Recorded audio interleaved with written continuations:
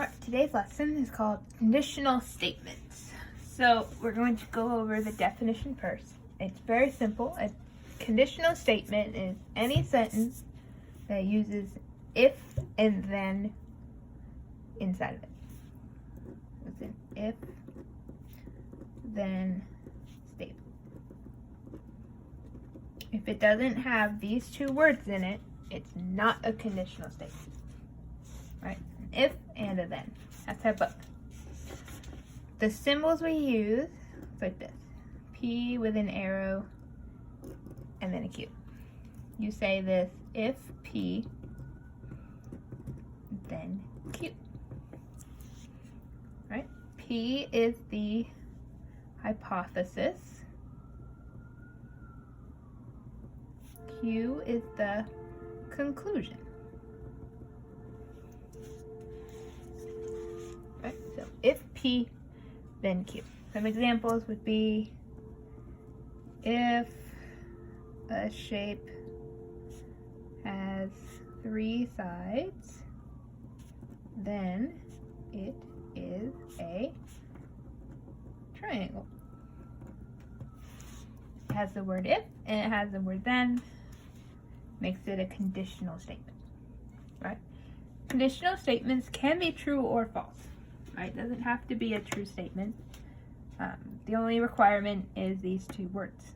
So we have true and false. For true, it has to always be true, right? All the time. If it's sometimes true, it counts as a false statement because it's not always true. And then if it's never true, it's also false. Right? So if it's always true, then it's a true statement. If it's never true or it's sometimes true, then it would be false. Right? For example, if we said if a shape has 4 sides,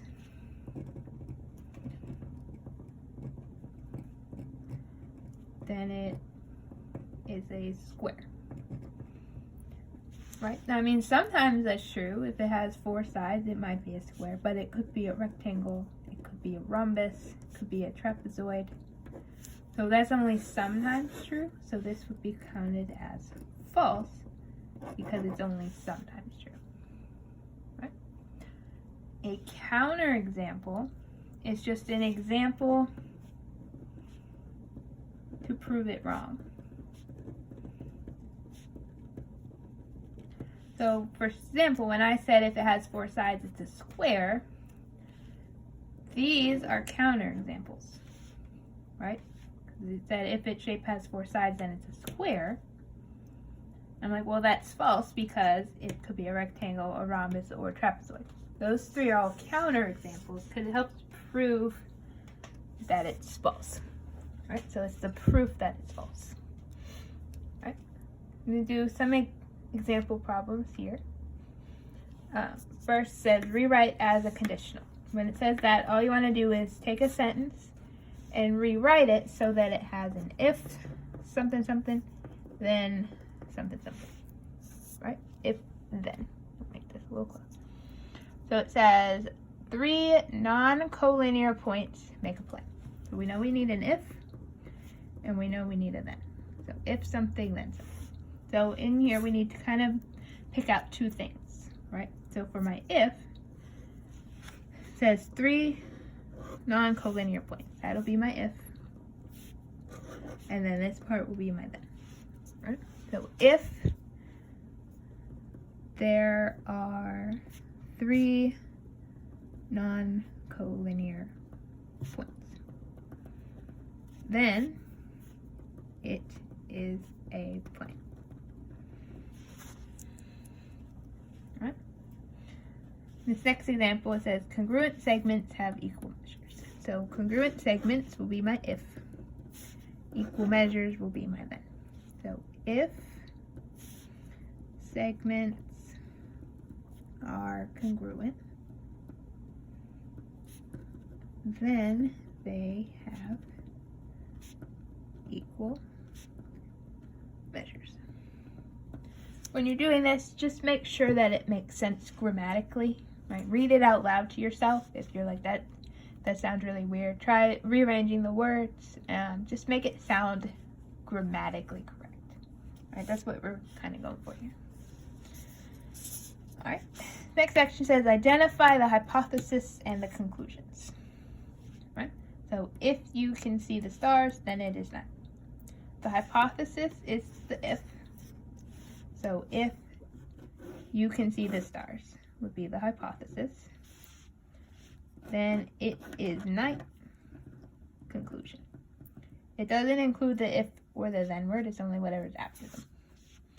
So if x is an even number, hypothesis, then x is divisible by 2, conclusion. Right. And then this last part, is it true or false? If it's false, give a counterexample. So it says, if a number is divisible by 3, then it's an odd number. All right, so divisible by 3, that means I can take a number, divide it by 3, and get a whole number. Like 9 over 3 is 3.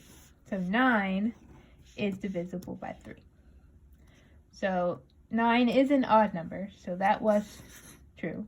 But are all the numbers that you divide by 3 always going to be odd?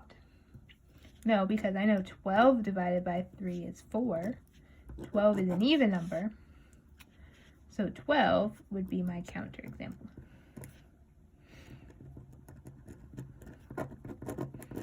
That's a false statement. The last one says, if you're in Mrs. Miller's class, then you take a math class. Well, I only teach math, so if you're in my class, you better be in math class because that's all I teach. So there you go. That's conditional statements. So remember, make sure you take notes on the video. If you have any questions at all, please tell me so I can answer them. Right? It can be hard to learn from a video, I know, so if you have any questions at all, please let me know.